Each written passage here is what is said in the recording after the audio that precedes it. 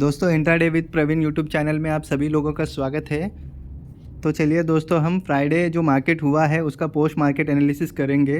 हम ये चेक करेंगे कि ये वीडियो में कि मार्केट ने कैसे परफॉर्म किया है फ्राइडे को, और हमें ट्रेड कैसे बनाना था, क्या लॉजिक्स थे, क्या रीजंस थे, वो सारा इन्फॉर्मेशन इस वीडियो में हम डिस्कस करने वाले हैं।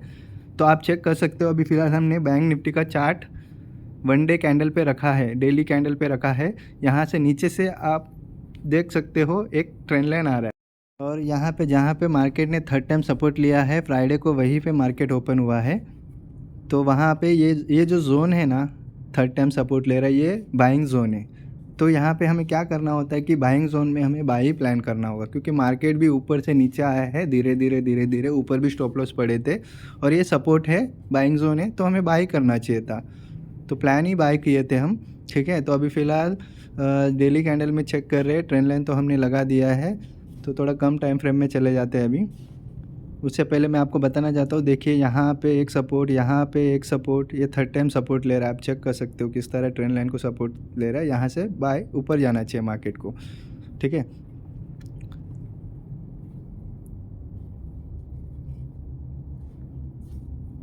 अभी 1 आवर के कैंडल में भी चेक कर लेते हैं,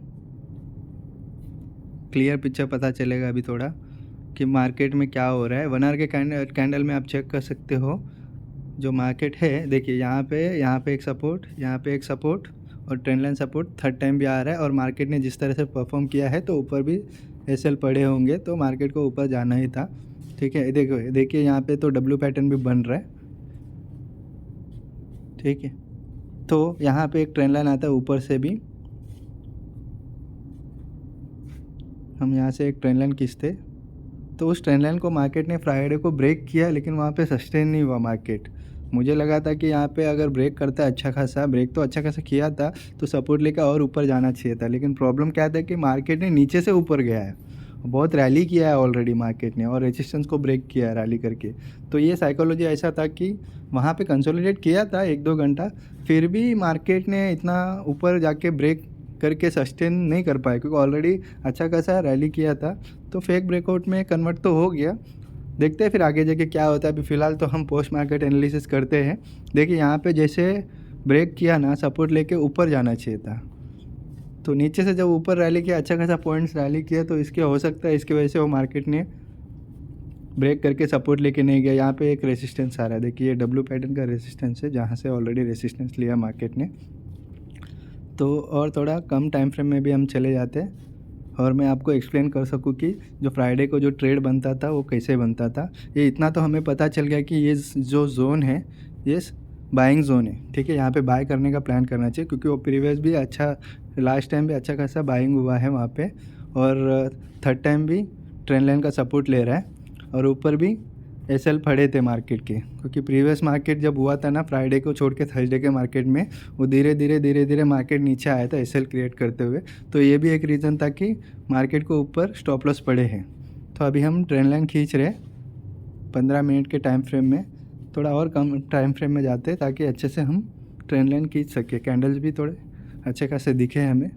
जिस तरह देखिए आप चेक कर सकते हो, यहाँ पे भी हमने ट्रेंड लाइन खींचा है, ठीक है।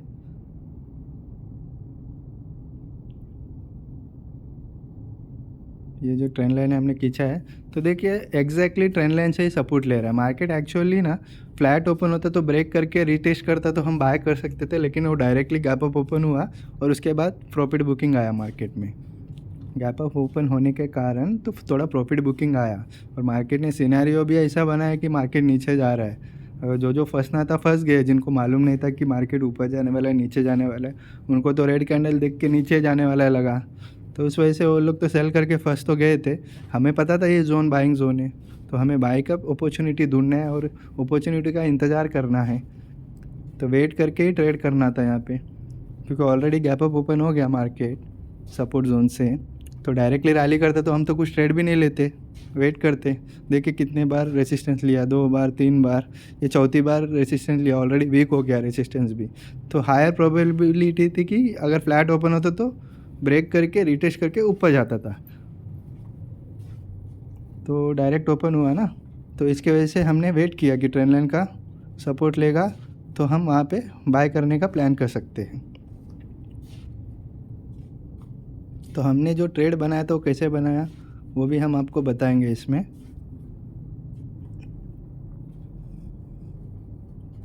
मैं खुद यहाँ पे बाय करके पैसा बनाया था फ्राइडे को। देखिए ऐसा ब्रेक करता है तो रिटेस्ट करके जाना चाहिए मार्केट को, ठीक है। तो जब मार्केट ने गैप अप ओपन हुआ तो प्रॉफिट बुकिंग आया यहाँ पे। जो जो नीचे से बाय करके गए तो वो सेल करते और मार्केट भी थोड़ा दिखाता है कि मैं नीचे जा रहा हूँ, ठीक है, ताकि लोगों को फंसा सके। तो मार्केट को तो फंसाना होता है ना, डायरेक्ट ऊपर जाएगा तो उसको एसएल नहीं मिलेंगे, पहला फंसाएगा, सेल करवाएगा उनका स्टॉप लॉस खाने के लिए। फिर पता है हमें कि डायरेक्शन तो ऊपर ही है, ठीक है। तो इस हिसाब से मार्केट में क्या होता है क्या नहीं होता है हमें अच्छी तरह से पता है, इसलिए हम जानते हैं, तो उस हिसाब से हमने ट्रेड किया है, ठीक है। अगर आप निफ्टी भी चेक करोगे ना, एट द सेम टाइम जहाँ पे मार्केट ओपन हुआ था मार्केट गिर रहा था, ठीक है, हमें पता था कि ट्रेंड लाइन का सपोर्ट ले रहा है बैंक निफ्टी में, तो यहाँ पे भी सपोर्ट आ रहा है, आप चेक कर सकते हो निफ्टी में भी। तो मॉर्निंग में निफ्टी में भी हमें देखना था कि निफ्टी में भी क्या हो रहा है, क्योंकि दूसरा इंडेक्स भी देखना ज़रूरी होता है दोस्तों। एक ही इंडेक्स में देख के ट्रेड करना हो सही नहीं होता है, ठीक है। दूसरा इंडेक्स में क्या हो रहा है, बाय कर रहे सेल कर रहे लोग, ठीक है, यहाँ पे कौन सा सेटअप बन रहा है, वो सारा इन्फॉर्मेशन हमें चेक करना होता है। एज अ ट्रेडर है ना, हमें सारा इन्फॉर्मेशन हर जगह पे ध्यान होना ज़रूरी है। देखिएगा यहाँ पे एक सपोर्ट है, यहाँ पे दूसरा सपोर्ट है,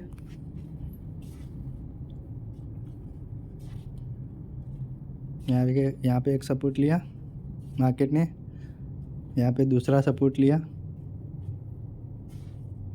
फिर यहाँ पे तीसरा सपोर्ट ले रहा है, ठीक है। ये फ्राइडे का मार्केट था जहाँ पे मार्केट ओपन हुआ है।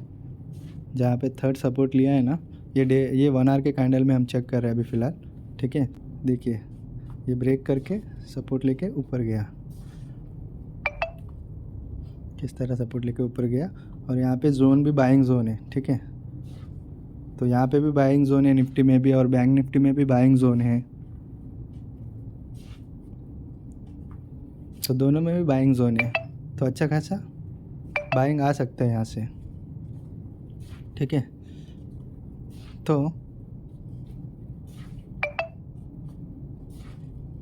यहाँ पे एक ट्रेंड लाइन आ रहा है, ठीक है, ऊपर से।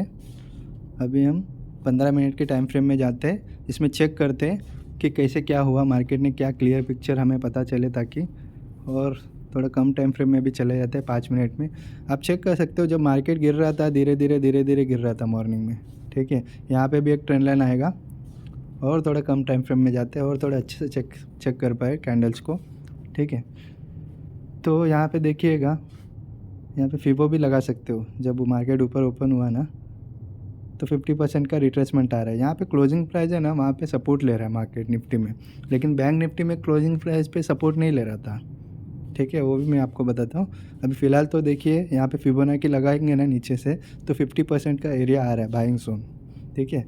तो यहाँ से मार्केट को ऊपर जाना चाहिए। क्या रीज़न है ऊपर जाने का, यहाँ पे बाइंग जोन है ये पूरा एरिया, थर्ड टाइम सपोर्ट लिया है हायर टाइम फ्रेम में, 1 आवर के टाइम फ्रेम में, डेली टाइम फ्रेम में, और कल का मार्केट में पूरा गिरावट आया है तो ऊपर स्टॉप लॉस पड़े हैं, ठीक है, वो एक रीज़न है। और फिबोनाची भी आ रहा है नीचे से, और क्लोजिंग प्राइस से भी सपोर्ट ले रहा है, ठीक है। तो ये सारा इन्फॉर्मेशन क्या बता रहा है कि मार्केट को ऊपर जाना है, लेकिन जैसा ओपन हुआ मार्केट ने क्या किया, नीचे आने की कोशिश किया, दिखाया कि मैं नीचे गिरने वाला हूँ, ताकि लोगों को फंसाए फिर ऊपर जाए, ठीक है। तो ये क्लोजिंग प्राइस से सपोर्ट ले रहा है, ये हमने चेक किया था मार्केट में कि निफ्टी में सपोर्ट लिया जा रहा है, और बैंक निफ्टी में क्या हुआ है, क्लोजिंग प्राइस तक आया नहीं है और ट्रेंड लाइन का सपोर्ट ले रहा है। यहाँ पे देखिए क्लोजिंग प्राइस पे आया नहीं है, यहाँ पे इतना गैप है यहाँ पे, ठीक है।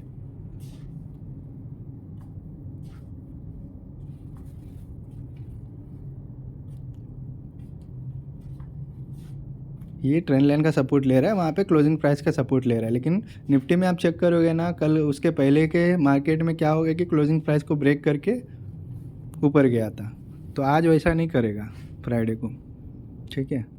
तो ये एक चीज़ था, चार्ट रिपीट नहीं होता है दोस्तों।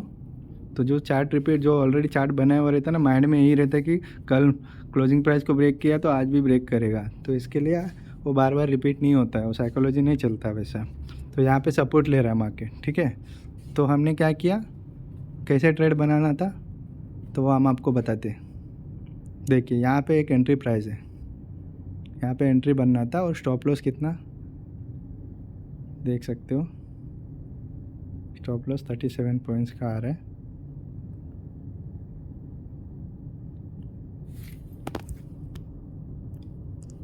स्टॉप लॉस आ रहा है 36 पॉइंट्स का, और टारगेट देखिए डे हाई का टारगेट हमने लगाया था, ठीक है। अच्छा खासा इसमें 90 पॉइंट्स आ रहे हैं, और तो और ऊपर भी जा सकता है मार्केट, लेकिन क्या है कि देखिए सबका अलग अलग होता है ट्रेडिंग स्टाइल।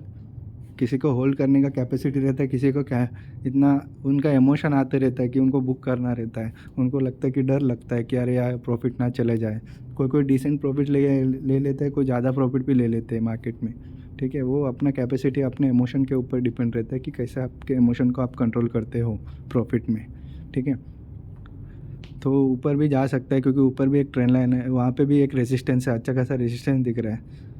तो मैंने तो वहाँ तक नहीं लिया था, डे हाई तक ले लिया था, क्योंकि बस हो गया, क्या मालूम, मुझे लग रहा था कि मार्केट तो ऑलरेडी डाउन ट्रेंड में चल रहा है, हो सकता है यहाँ पे भी, यहाँ से भी वापस नीचे गिरावट आ जाए।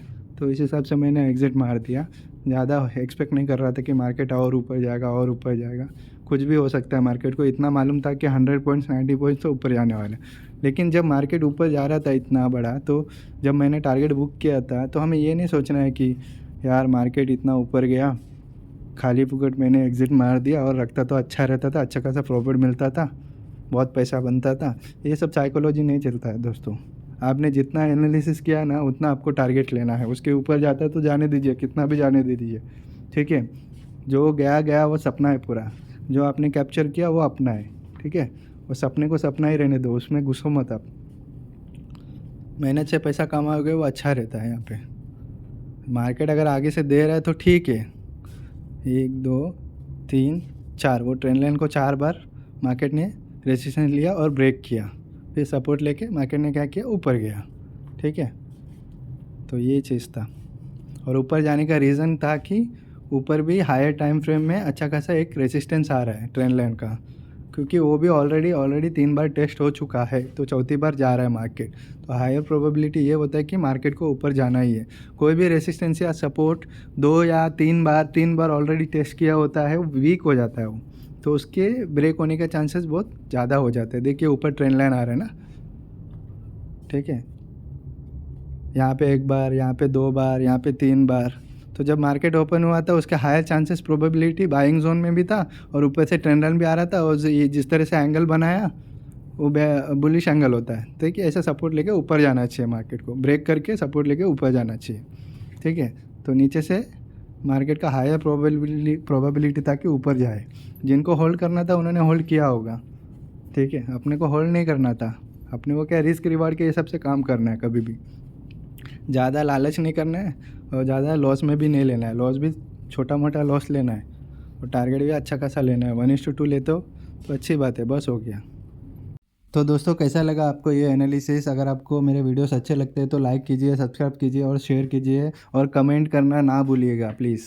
Thank you.